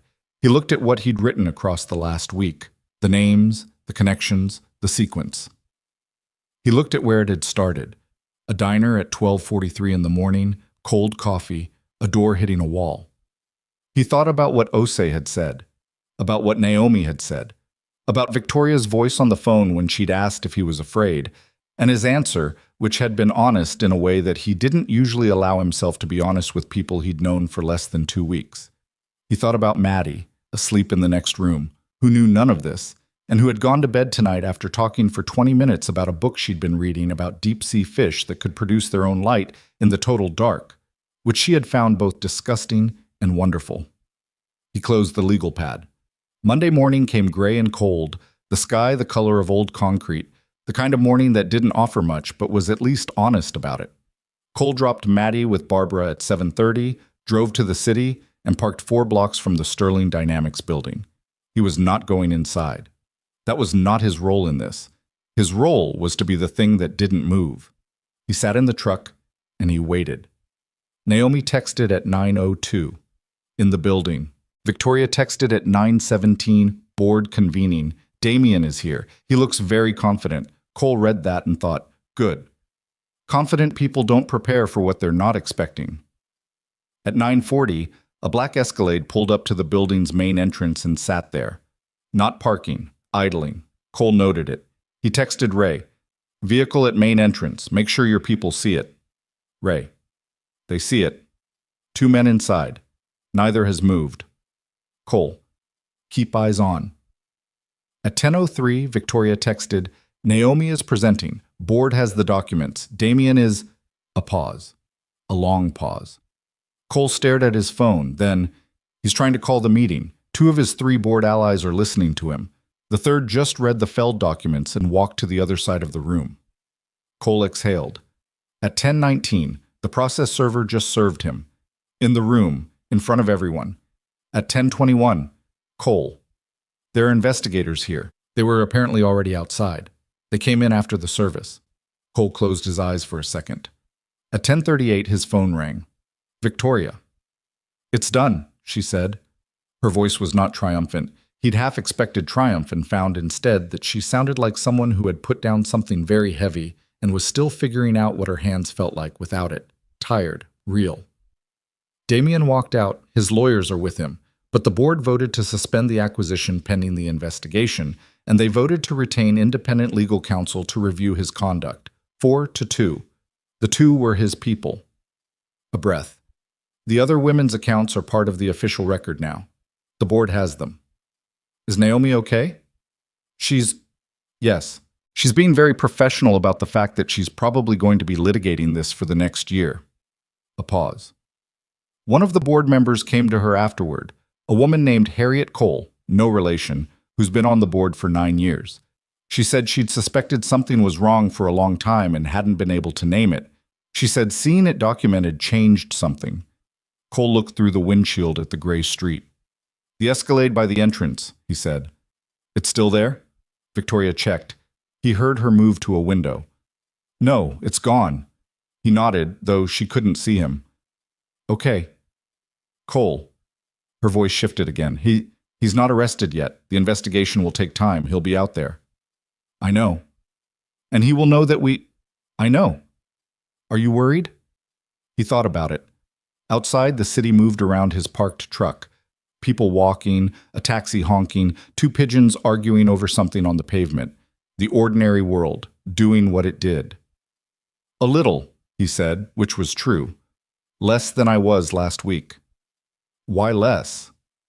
Because last week I was waiting to see if the pattern was real, he said. Now I know it is, and it's visible, and there are people with the authority to act on it who are acting on it. That changes the math. She was quiet for a moment. You're a strange man, Cole Bennett. Probably. I mean it as a compliment. I know. He started the truck. Go make sure Naomi eats something. She sounds like someone who forgets to eat when she's working. A surprise sound, something almost like a laugh. She absolutely does. How did you... I recognized the type. He checked his mirrors. I'll talk to you later. He drove back to Millbrook. He picked up Maddie from Barbara's at 3 in the afternoon. Barbara had taken her to a movie, which Maddie described in complete scene-by-scene detail for the entire walk back to their building, which Cole listened to with full attention because it was the best thing he'd heard all day. He made dinner. He supervised the homework situation, which involved a math worksheet Maddie had complex feelings about. At 8:15, Detective Osei called. "Damian Cross's attorney contacted our department this afternoon," she said. "Not to threaten, to inquire about voluntary cooperation with the Financial Crimes Unit. That's the first time, in my experience, that his legal team has used the word cooperative in relation to anything." Cole leaned against the kitchen counter. "What does that mean?" "It means his lawyers have seen the documentation and done the math." Osei's voice was carefully neutral, the way experienced people's voices were when they were pleased about something they weren't ready to confirm officially. "I'm not making predictions, but I will tell you that the threatening communication regarding your daughter has been formally classified as criminal intimidation, which is a separate charge from anything related to the financial investigation. That doesn't go away because he decides to cooperate on the other thing." "Good," Cole said. "Yeah," Osei agreed. "Good." A pause. "Your name will be cleared publicly within the week. I'm coordinating with the department's communications office to put out a statement. The original diner footage, the full version, will be released as part of that." "Okay." "Cole," she paused. "You did good." He wasn't sure what to do with that, so he just said, "Thank you." After she hung up, Cole stood in the kitchen for a moment in the particular quiet that follows a long and loud stretch of time. The kind of quiet that feels different from ordinary quiet, because you can feel what's been subtracted from it. Maddie appeared in the kitchen doorway in her pajamas, suspicious. "You're doing that thing again," she said. "What thing?" "The standing and not doing anything thing. You only do that when something happened." "Something happened," he said. "Good something or bad something?" He looked at her, small and sharp-eyed and wearing pajamas with cartoon fish on them, which he found, suddenly, quietly hilarious. "Good something," he said. She studied him with the forensic seriousness that 8-year-olds brought to adult behavior. "Okay," she said finally. "Can I have a glass of water?" "Yeah." He got it for her. She took it, turned to go back to her room, then stopped, looked back at him. "Dad," she said. "Whatever it was, I'm glad it's the good kind." She patted back down the hall. Her door closed softly. Cole stood alone in the kitchen, held the quiet for a moment, and felt something in him, some taut, drawn-back part that had been held there for a week and a half, waiting, finally, slowly, begin to ease. The week after the board meeting moved differently than the week before it. Not easier exactly. There was still too much in motion for easy, but with a different quality of tension. Before Monday, the tension had been anticipatory, the kind that lives in the space between knowing something is coming and not knowing what shape it will take when it arrives. After Monday, the tension was procedural, legal, the kind that has names and filing dates and case numbers attached to it, which Cole found, on balance, significantly more manageable than the kind that sent anonymous messages about his daughter's walking route. Damian Cross did not disappear quietly. Men like Damian never did. His legal team filed 3 separate motions in the first 4 days following the board meeting, 2 attempting to challenge the admissibility of Feld's documentation on procedural grounds, 1 requesting an injunction against Sterling Dynamics releasing any information about the investigation to the press. All 3 were denied, the last one on Thursday afternoon by a judge who apparently found the argument so thin she didn't request supplementary briefing. Naomi forwarded Cole the ruling with no message attached, which he suspected was her version of celebration. Damian also, through intermediaries, reached out to 2 of the women who had come forward. Cole learned this from Naomi on Wednesday, and the call was short because Naomi didn't traffic in lengthy explanations when brief ones sufficed. Both women had immediately reported the contact to their own attorneys, the contact had been logged, and it had been added to the record as attempted witness intimidation. The intermediaries, 2 men who had apparently believed they were doing routine legal outreach, found themselves named in a supplementary filing by Thursday. "He's making it work," Cole said, on the phone with Naomi that Thursday evening. "He doesn't know how to stop," she said. "Men who've operated this way for 20 years don't have a mechanism for stopping. The playbook says push harder when threatened, so he pushes harder. It's been working for him his entire career." A pause. "Right up until it didn't." Cole thought about that. Sandra Price. She gave her full deposition yesterday, 7 hours. She didn't need prompting on a single point. She had contemporaneous notes, emails she'd kept on a personal drive separate from her work account, text messages she'd backed up. 6 years she's been holding on to all of it. Naomi's voice had something in it that was harder to classify than her usual precision. She cried once, during the part about why she didn't fight harder at the time. She said she was 29 years old and she'd worked for 12 years to get to that position, and she genuinely didn't think anyone would believe her over him. A short pause. She was probably right at the time. That's the part that stays with you. Cole was quiet for a moment. Is she okay? She said afterward that she felt like she'd been carrying a stone in her chest for 6 years, and someone had finally given her permission to put it down. Naomi paused again, longer. I don't usually talk about depositions this way. I'm telling you because you asked about the women from the beginning. Most people ask about the documents. The documents are what makes the case, Cole said. But the documents exist because people like Sandra decided something was wrong and wrote it down and kept it, even when keeping it was hard and probably seemed pointless. That's worth knowing about. Naomi didn't respond for a moment. When she did, her voice was slightly different. Less the attorney, more the person underneath. You're an unusual client, Cole. I'm not actually your client. No, you're not. A breath. Stay available. The next 2 weeks are going to move fast. They did. The State Financial Crimes Unit moved with a speed that Detective Osei later told Cole was unusual, driven, she suspected, by the quality of Feld's documentation, and by the fact that 2 members of the unit had apparently had Damian Cross on a peripheral watch list for over a year, and were not unhappy to have a reason to look directly. Formal charges were filed on a Tuesday, 11 days after the board meeting. Cole was at Maddie's soccer practice when the notification came through on his phone. A text from Victoria. 3 words. It's official. Filed. He stood on the sideline in the cold and watched Maddie argue about the offside call with a kind of principled intensity that he found both exhausting and quietly wonderful. And he read those 3 words twice, and then he put his phone back in his pocket and went back to watching his daughter play. The charges against Damian Cross were extensive. Securities fraud, breach of fiduciary duty, witness intimidation, criminal coercion, the last 2 stemming directly from the threatening messages sent to Cole and the attempted contact with the women who had come forward. The financial crimes portion alone covered activity going back 9 years. Feld's documentation, combined with records obtained through the formal investigation, revealed that the Crosspoint deal was not the 3rd time Damian had executed this particular scheme. It was the 7th. 6 previous deals. 6 times a company connected to Sterling Dynamics had acquired something at an inflated price, while Damian quietly collected the difference.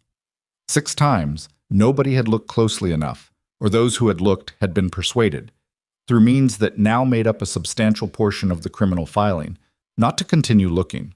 Cole read the charging document in full. Naomi had sent it to him without comment.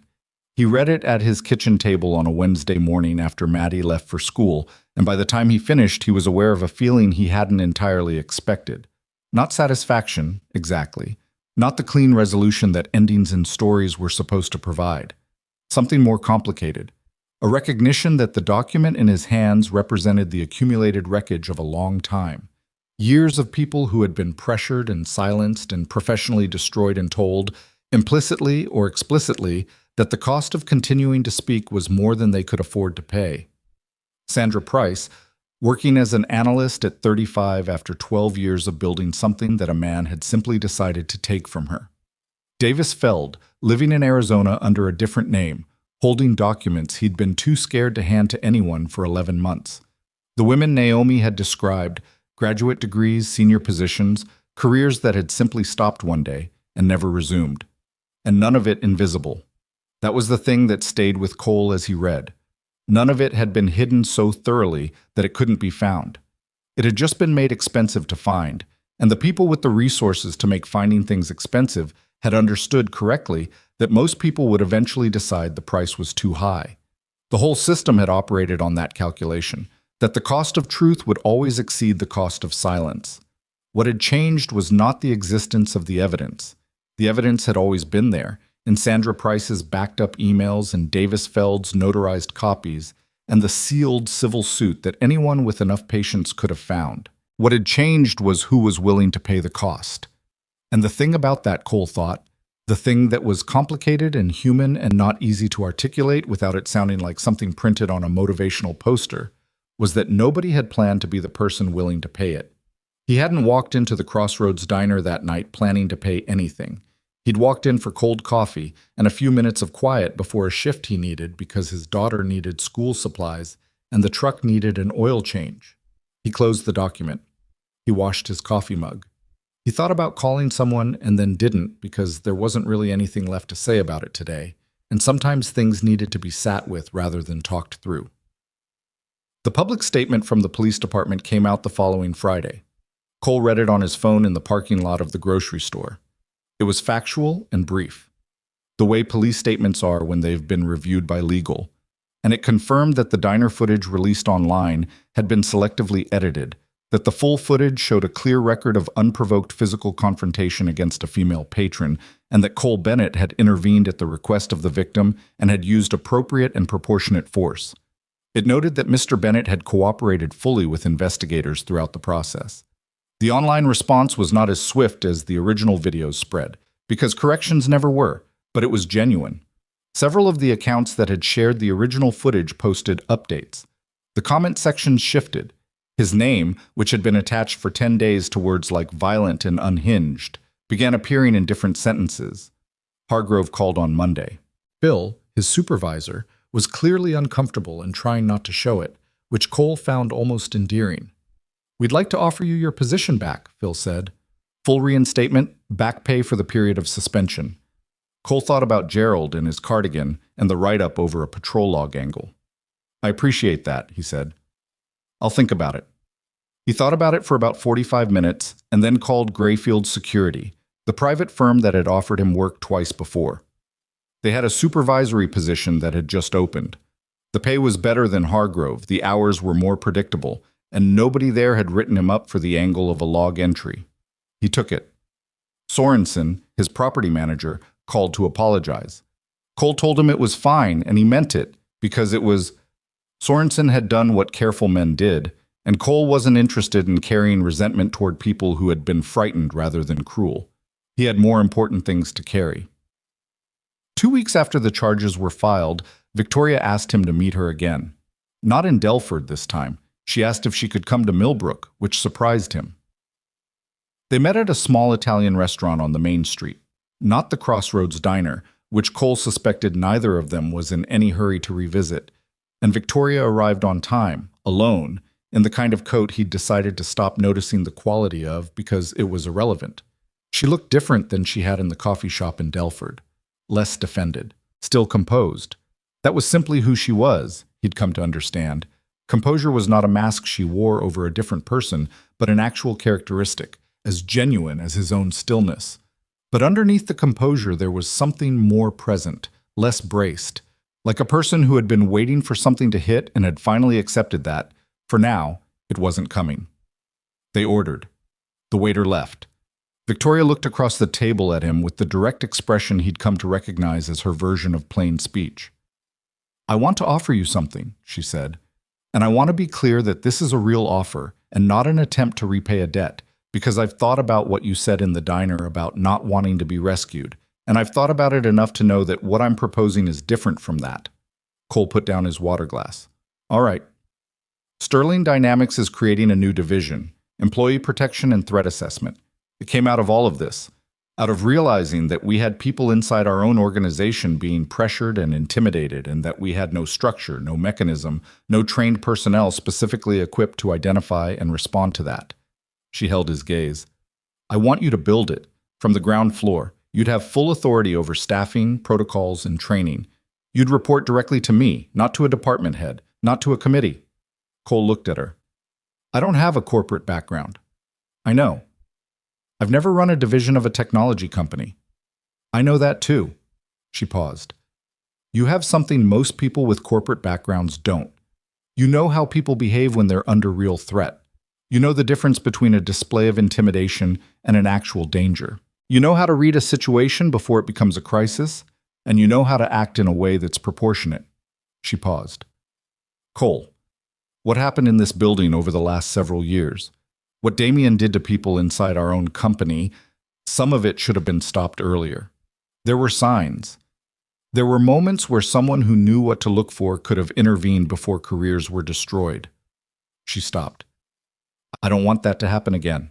And I don't know anyone better suited to make sure it doesn't. He sat with that. He looked at the table, then at her. The hours, he said. I have Maddie. The position is salaried, no overnight requirements. I'll put it in writing that your schedule accommodates school hours and that remote work is an option during non-critical periods. She said it without hesitation, which told him she'd already thought through this part. She's 8? 8.5. She'll correct you if you don't say the half. Something moved in Victoria's face. Not quite a smile, but the precursor to one. I'll remember that. He looked at her for a long moment, not calculating exactly, not performing deliberation for her benefit, actually working through it. The Grayfield offer was good. The position made sense. He'd made commitments to start the following Monday. But what Victoria was describing was something structurally different. The chance to build something rather than maintain something, to take what he knew and make it into something that prevented the kind of harm he'd spent the last 3 weeks trying to undo. He thought about Sandra Price. 7 hours of deposition, 12 years of work reduced to a coffee shop job and a stone in her chest. I thought about what Naomi had said. People generally want to tell the truth when they've been given a reasonable chance of surviving it. The chance is what I'm trying to build. He thought about what he'd read in the charging document. 7 deals, 9 years, and all of it visible in retrospect, clear as anything, the moment someone actually looked. I'll need 2 weeks, he said. I have a commitment to Grayfield I need to handle properly. Of course. And I'll need to hire people I trust. Some of them don't have corporate backgrounds either. As long as they can do the job. They can do the job. She nodded. 2 weeks. He looked at her again, and what he noticed, what he'd been noticing for a while since the coffee shop in Delford, probably before that, was that she was looking back at him without any of the calculations that people in her position usually carried behind their eyes. No assessment of what he was worth to her. No measurement of how he fit into a larger picture. Just a person looking at another person across a restaurant table in a small town that she'd driven 40 minutes to reach because he lived there and she hadn't suggested he come to her. He noticed that. Victoria, he said. Yeah. Thank you for coming here. She looked at him steadily. It's a nice town, she said, which was not really what she meant, and they both knew it, but it was what she said, and he found that he was comfortable with that, with the thing being true without needing to be named yet. It is, he agreed. They ate dinner. The waiter refilled their water and seemed to find the fact that 2 people were having a quiet, functional dinner without any apparent drama mildly anticlimactic. They talked about the case, not the legal architecture of it, which they were both tired of, but the human parts. Victoria told him that the Sterling Dynamics Board, following the suspension of the Crosspoint acquisition and the opening of the investigation, had voted unanimously to retain an outside firm to audit the company's acquisition history going back 8 years. 2 additional irregularities had already been flagged. Naomi was coordinating with the Financial Crimes Unit on those. Cole told her about the Grayfield conversation, about Hargrove and the back pay he'd accepted and the explanation to Sorensen.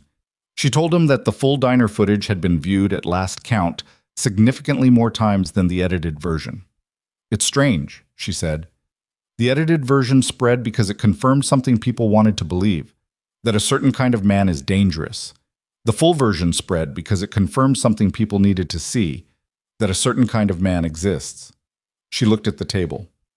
Someone who just acts, without calculating the return. Cole turned his water glass slowly in his hands.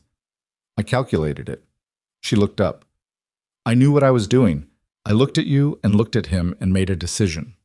He paused. It's not like I didn't know there might be consequences. Then why?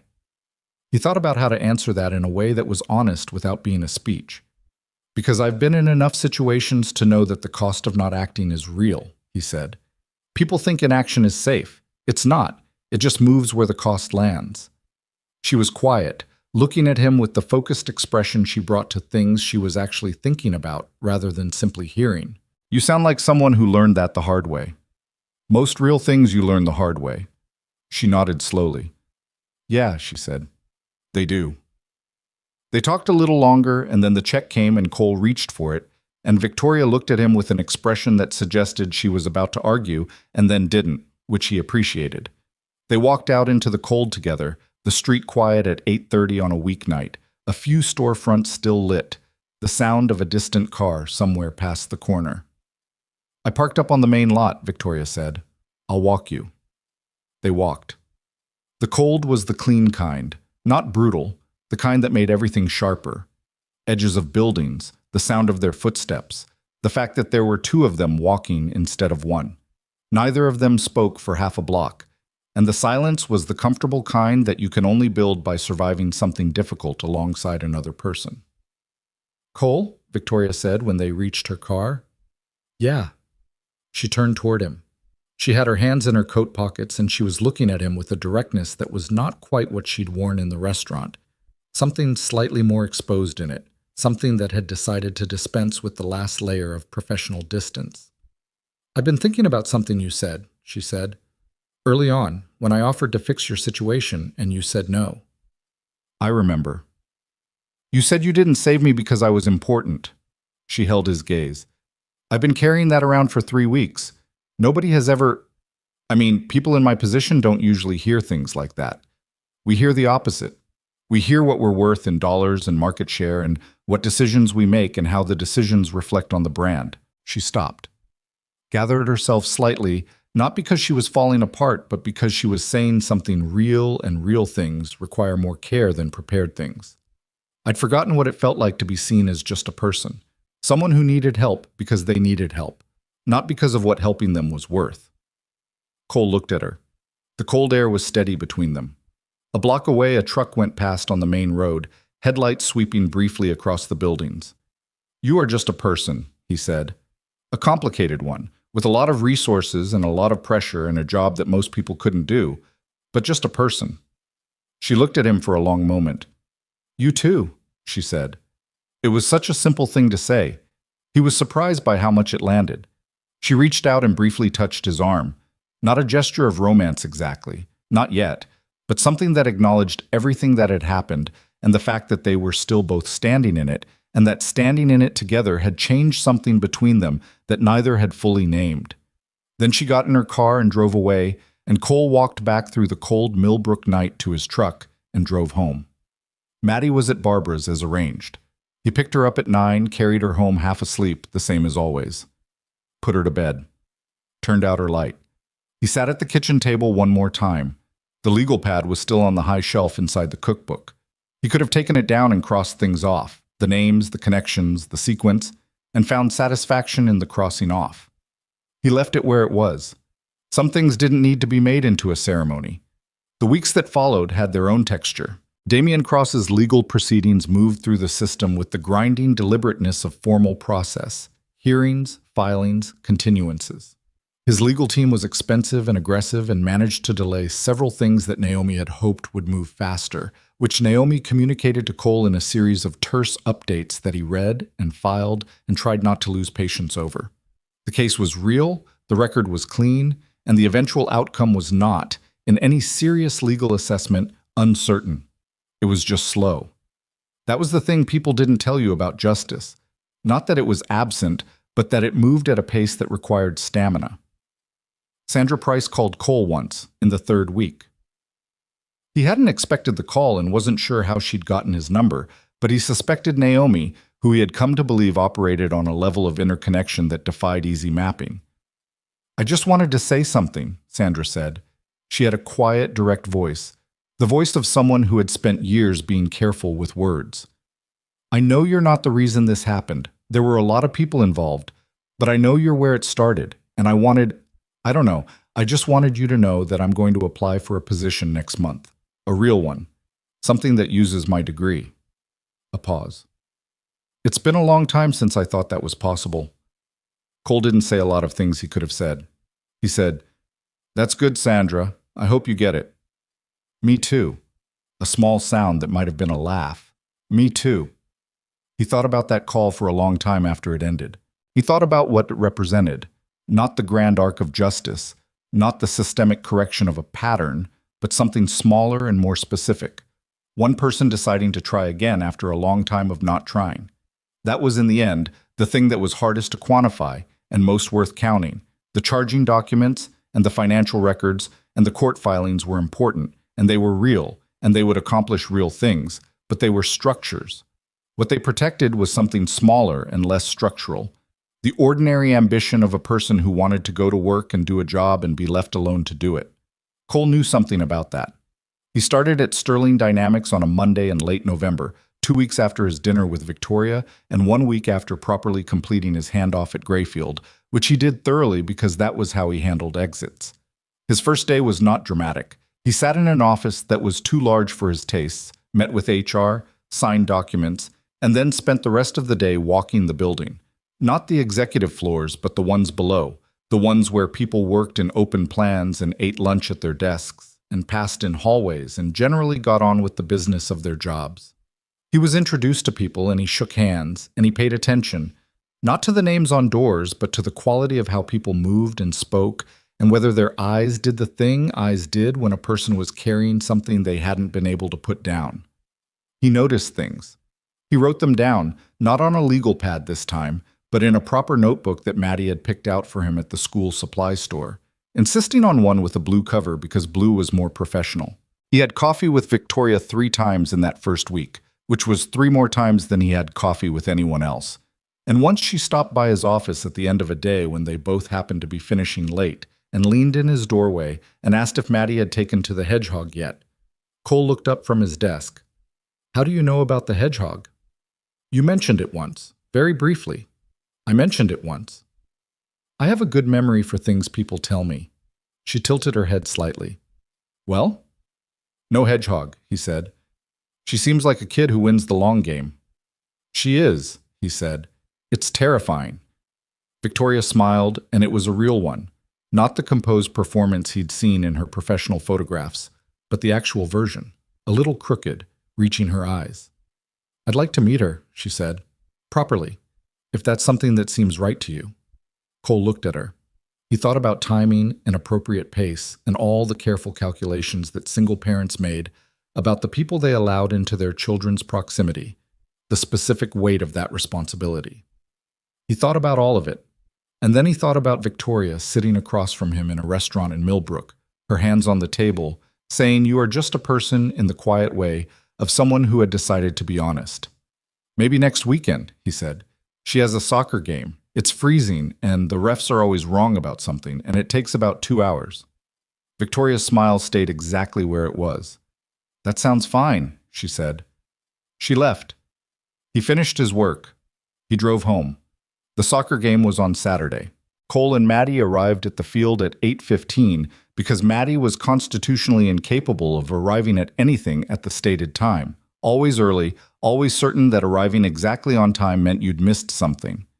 Victoria arrived at 8:20, wearing a coat appropriate for the temperature and carrying 2 coffees from the place on the corner, one of which she handed to Cole without making an occasion of it. Maddie noticed immediately because Maddie noticed everything. She looked at Victoria with the specific, unself-conscious assessment of an 8-year-old deciding whether someone was worth paying attention to. Victoria met her gaze and said, "Your dad says you have strong opinions about the offside rule." Maddie's expression shifted. "Everyone gets it wrong," she said. "What do they get wrong?" "You have to be in the opponent's half when the ball is played, not when you touch it. Most people mix those up." Victoria looked at Cole. He shrugged slightly. "She's right," he said. Victoria looked back at Maddie. "Explain it to me," she said. "I want to understand it before the game starts." Maddie stared at her for a half-second, calibrating, and then launched into an explanation that required gestures and 2 diagrams drawn in the frozen ground with a stick, during which Victoria asked 3 genuinely clarifying questions and did not once look at her phone. Cole stood slightly back, drinking his coffee, watching. The game started. They watched from the sideline, the 3 of them in a row, Maddie periodically calling out commentary and Victoria occasionally asking the right questions at the right moments and Cole saying less than either of them because he was aware, with a clarity that he found difficult to look at directly, that he was standing in a moment he hadn't known he was moving toward. You didn't plan for things like this. You didn't earn them by being good or careful or by making the right call one night in a diner. They came anyway, or they didn't, and the part you controlled was small, just whether you were paying attention when they arrived. He was paying attention. At one point, Maddie scored a goal, more through the chaos of a scramble than any individual brilliance, but real nonetheless. And she turned and found Cole in the sideline crowd the way she always did, the same automatic turning, the search for the one constant face, and Cole was there the way he was always there, hands wrapped around his coffee cup, and he nodded once, and she grinned with the uncomplicated, full-body joy of an 8-year-old who had just done the thing. Then she looked at Victoria. Victoria gave her a thumbs up, which was either charming or awkward depending on your perspective, and Maddie laughed and ran back to the middle of the field. Cole looked at Victoria sideways. She was watching Maddie with an expression he hadn't seen on her before, unguarded in a specific way. The professional layer entirely absent, just a person watching a kid run and finding it uncomplicated to smile about. "She's wonderful," Victoria said, not to anyone in particular. Just said it. Cole looked at his daughter on the field, 8.5 years old, and full of opinions about offside rules and hedgehogs and deep-sea fish that made their own light in the dark, who had sat across from him at a kitchen table 100 mornings and asked questions he didn't always know how to answer, who had lost her mother young and whose life had been shaped by that loss in ways that neither of them fully understood yet, who had told Tyler Marsh that Tyler Marsh didn't know anything about her dad. "Yeah," he said, "she is." They stood on the frozen sideline while the second half played out, the three of them in the cold gray morning, and nothing about it was perfect and nothing about it was finished. The legal proceedings were ongoing, the new job was uncertain in the particular way new things always were, and the story of how people recovered from damage and rebuilt what had been taken was always slower and more complicated than any clean ending could contain. But Cole had learned, across enough years of hard things, that you didn't wait for perfect and finished. You stood where you were, and you looked at what was in front of you, and you decided whether it was worth holding on to. This was worth holding on to. He thought about a rainy night and a diner and a door hitting a wall, and a woman stumbling in out of the dark with her hands shaking and the room going quiet, and the moment where he'd stood up from his stool and crossed 12 feet of linoleum without thinking about what it would cost. People spent a lot of energy calculating the cost of doing the right thing. They added it up carefully and compared it to the cost of doing nothing, and sometimes the math said do nothing, and sometimes it said act, and sometimes the math didn't account for the part that wasn't mathematical at all, the part that was simply about who you wanted to be when you looked at yourself at the end of a thing. Cole had never been good at the calculations. He'd been good at looking at people and seeing what they needed, at crossing rooms when rooms needed crossing, at staying in situations past the point where staying was comfortable because walking away felt like a failure of something essential. It had cost him, over the years, in ways that didn't always balance out neatly on any ledger he could draw up.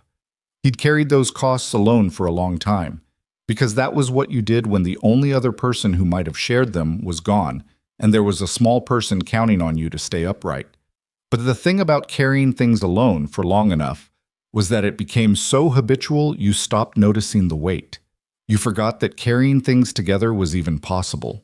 You forgot that another person standing next to you didn't necessarily mean they were going to leave or be taken or turn out to have wanted something other than what they said. He was aware, standing on that frozen sideline in Millbrook with cold coffee in his hand, that he had not entirely forgotten. That some part of him, quiet, patient, less optimistic than the rest but still present, had simply been waiting for a situation worth believing in. Maddie won the game, by one goal in the last 4 minutes on an entirely legitimate play that the referee called correctly, which Maddie seemed to find almost as satisfying as the goal itself. She ran off the field at the final whistle and launched herself at Cole with her usual full-force conviction that he would catch her, which he did. And she said something into his shoulder about the other team's goalkeeper and then pulled back and looked at Victoria with the clear eyes of someone who had made a decision. "You can come to the next one," Maddie said, "if you want." Victoria looked at her steadily. "I'd like that," she said. Maddie nodded, satisfied, and wiggled down from Cole's arms and went to find her bag and her water bottle and her teammates, already talking loudly about something, the game already processing into story, the way children turned everything into something they could carry with them. Cole watched her go. "You okay?" Victoria asked. He turned to look at her. She was watching him with the expression she reserved for real questions, not polite ones. "Yeah," he said. And then, because she'd asked a real question, and because it was honest, "More than I've been in a while." She nodded. She looked out at the emptying field, and he looked at her looking at it, and the morning sat around them, cold and clear and unremarkable. The kind of morning that would never make any list of significant days, but that he knew, with the specific certainty of someone who had learned to pay attention to the things that actually mattered, he would remember for a long time. That was the thing about the moments that changed you. They didn't always arrive with weather and noise. Sometimes they arrived on an ordinary Saturday morning on a frozen soccer field, quiet and unhurried, looking exactly like nothing in particular. You just had to be there for them. He'd been there. That was enough.